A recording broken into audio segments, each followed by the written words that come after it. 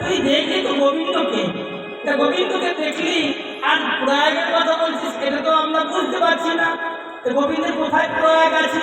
বলি শোন, দেখলাম চরণের নিচে সরস্বতী, উপরে যমুনা, সরস্বতী উপরে যমুনা, ললিতা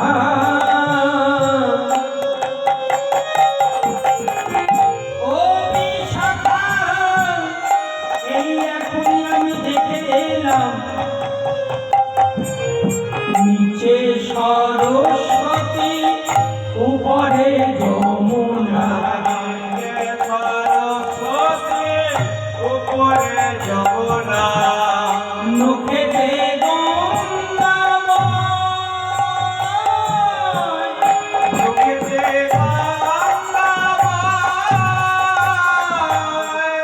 তাহার উপরে দুই তরু শোভে, তাহার উপরে দুই তনু শোভে, একি অপরূপ তাই গো, একি অপরূপ তাই।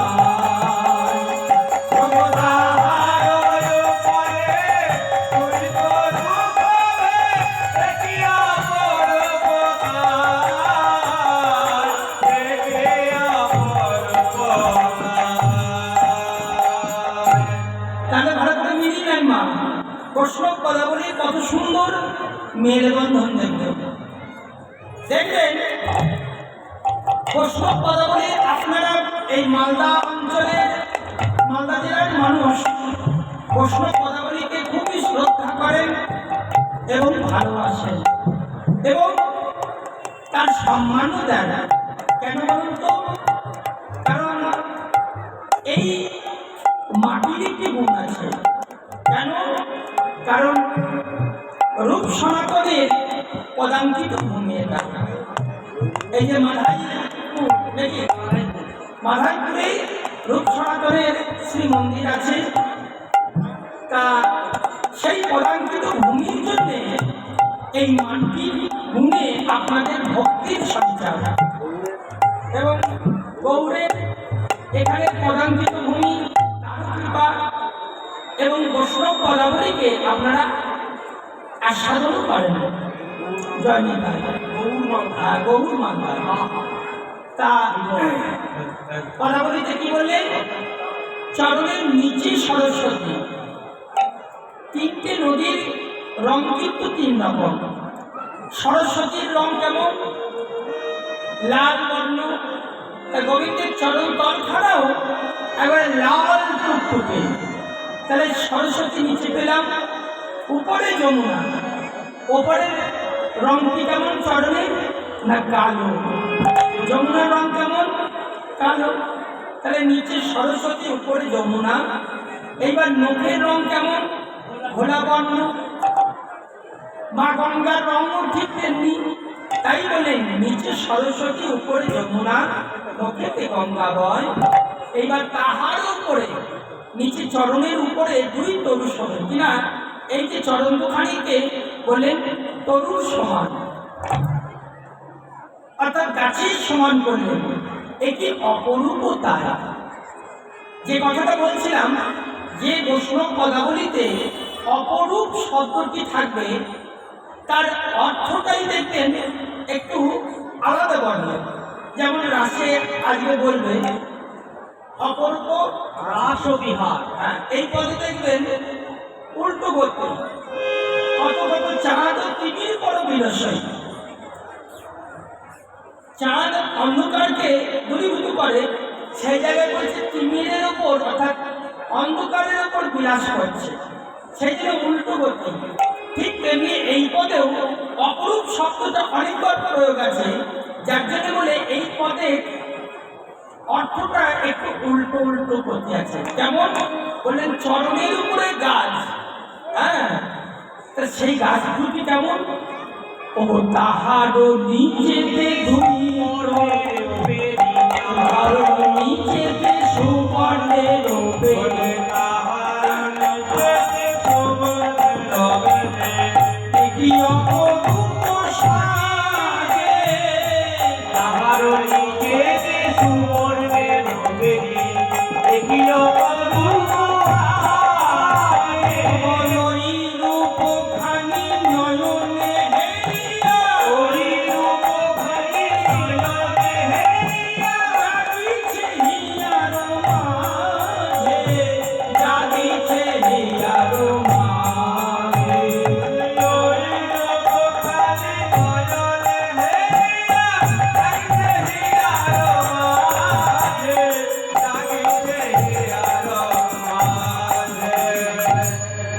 ভুলতে নারী ভুলতে নারী ভুলতে নারী ভুলতে নারী ভুলেও আমি ভুলতে নারী আমি ভুলতে নারী আমি ভুলবো ভুলবো মনে করি ভুলেও তারে ভুলতে নারী আমি ভুলি করি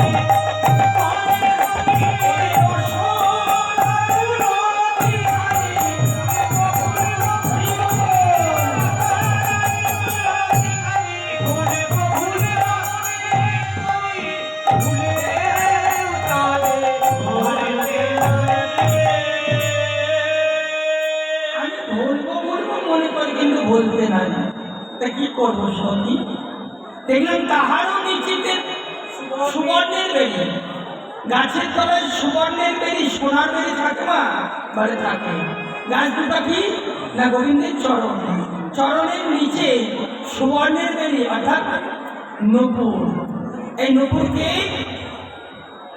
দুই চরণের দুই নূপুর দুই মুনি তাহলে বলি শুনুন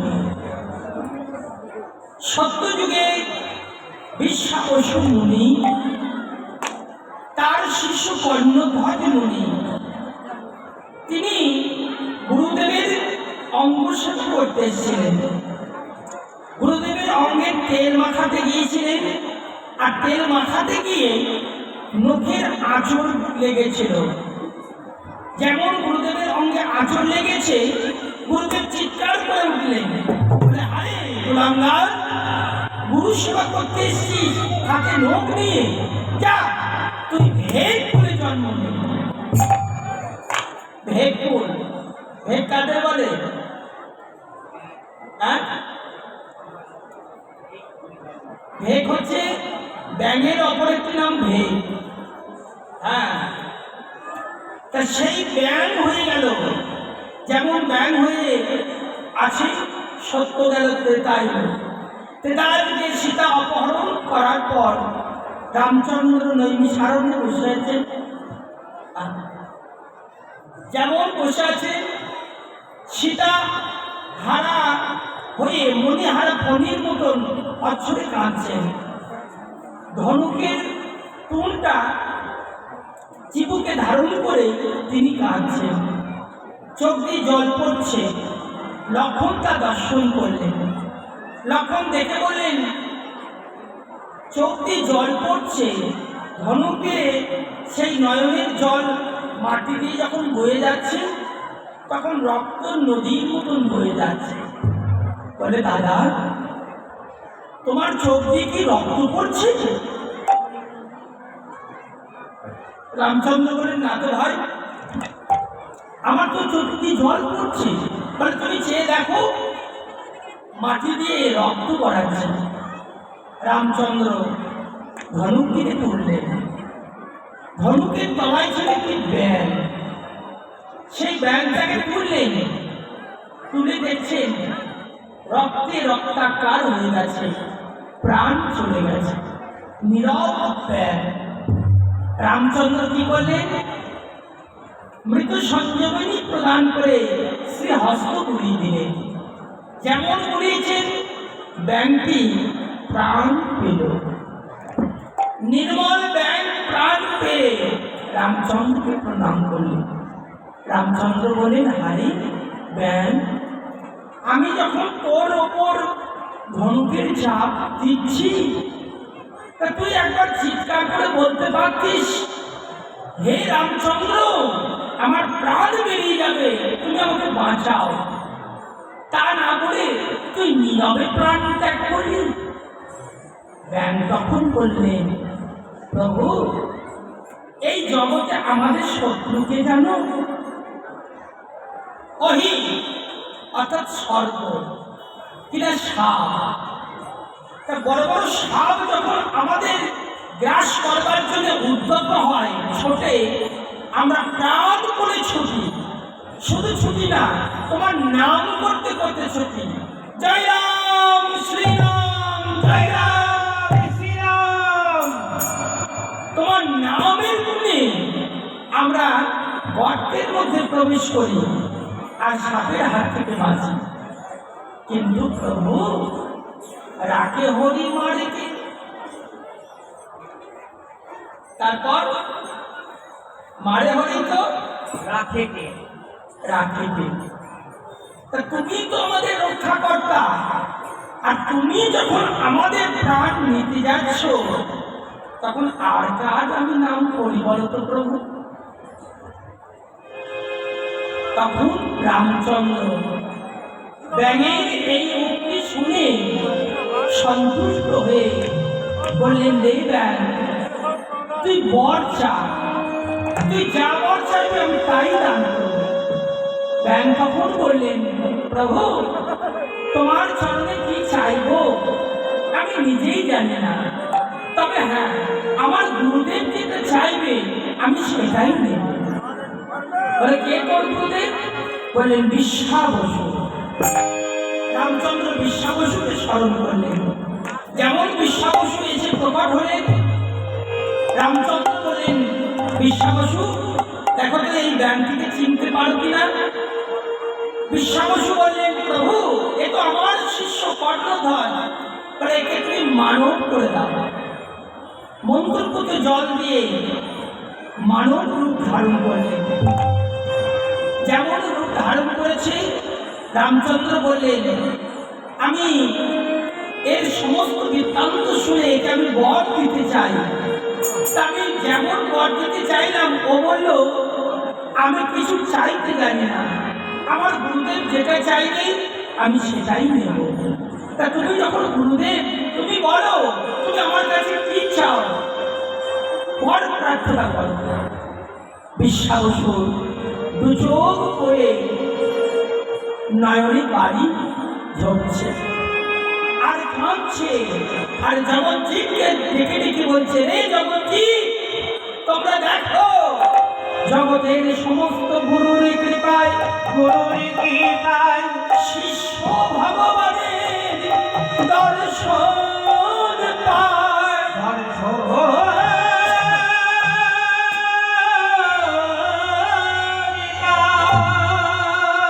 আর জগতে আমি এমন একা গুরু, আমার শিষ্যের কৃপায় আমি ব্রহ্মের দর্শন পেলাম।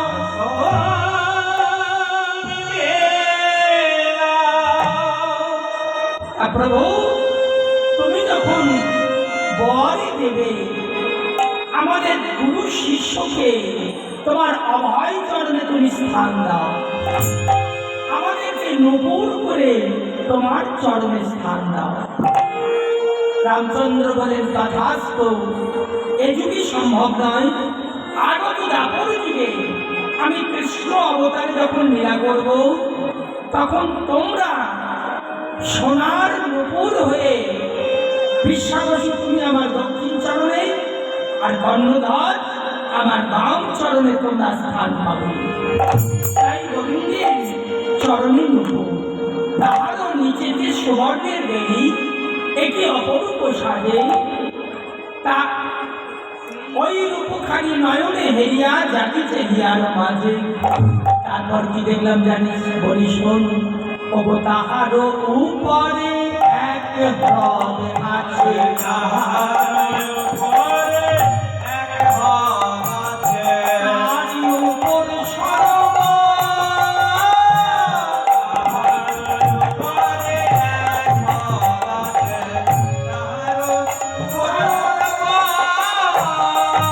সরোবরের মাঝে দেখি নীলমণি, দুলিছে নিরন্তর, দুলিছে নিরন্তর। ওগো সরোবরের মাঝে দেখি নীলমণি, দুলিছে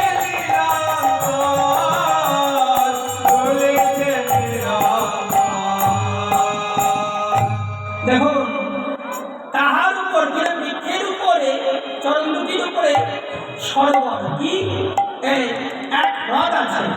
হ্রদটা কি? না, গোবিন্দের নাভিটা সুগভীর, যার জন্যে হ্রদের সাথে তুলনা করলেন। আর তার উপরে একটি সরোবর। সরোবরটা কি না গোবিন্দের বক্ষ সরোবর। আর এই বক্ষ সরোবরের মাঝে দেখি নীলমণি দুলিছে নিরন্তর। এই নীলমণি কে দান করেছে না কালীয় নাম। জানিস সত্যি তারপর কি দেখলাম ওরে তাহার উপরে মকর দুলিছে, তাহার উপরে মকর দুলিছে, মকর দুলিছে, তাহার উপরে মকর দুলিছে, তাহার উপরে মকর দুলিছে, ফেলিছে কৈবত জাল। তাহার উপরে মকর দুলিছে, ফেলিছে কৈবত জাল। নয়ন সপরি তাহাতে পড়িল, নয়ন সপরে তাহাতে পড়িল, সকলে হইল কাল। আমার নয়ন সপরে তাহাতে পড়িল, সকলে হইল কাল, সকলে হইল কাল। কি বলে না তাহার উপরে মকর দুলিছে। মকর মানে মাছ। এইবার কোন মাছ বলে তাহার উপরে মকর দুলিছে, ফেলিছে কৈবত্য জাল। ও বাবা, কৈবত্য মানে কি? কৈবত্য কাদের বলে জানো? জেলে জেলে জেলে। জেলেরা কি করে? মাছ ধরে গো কি দিয়ে? জাল দিয়ে, এই জালকে নেট, ইংরেজিতে কি বলে? Net net. হ্যাঁ, তাহলে নেট যারা ব্যবহার করে তারাই একটা জেলে। এখানে নেট কে ব্যবহার করে না? তাহলে তাহলে এখানে সবাই পরিবর্তন, সবাই জেলে। জয় রাধে। জয়রাধে। তাই বলে ফেলিছে কৈবত্য জাল। সেখানে কোন মাছ পড়লো না নয়ন সফরি। তাহাতে পড়িল, সফরি মানে পুঁটি মাছ। আগেকার দিনে যে পুঁটি মাছ দেখবেন পেটটা একটু মোটা ছিল, তার রাধারানীর নয়নটা সফরের মতন, পুঁটি মাছের মতন। তাহাতে পড়িল সকলে হইল কাল। তারপর কি দেখলো জানিস? ওরে তাহার উপরে ময়ূর নাচিছে, তাহার উপরে ময়ূর নাচিছে, তাহার উপরে ময়ূর নাচিছে। তাহার উপরে ময়ূর নাচিছে, কি অপরূপ শোভা, তাহার উপরে ময়ূর নাচিছে, অপূর্ব শোভা।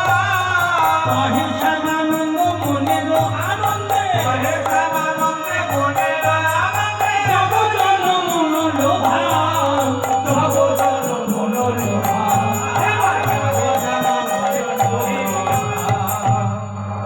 কহে শ্যামানন্দে মনের আনন্দে জগজন মনোলোভা।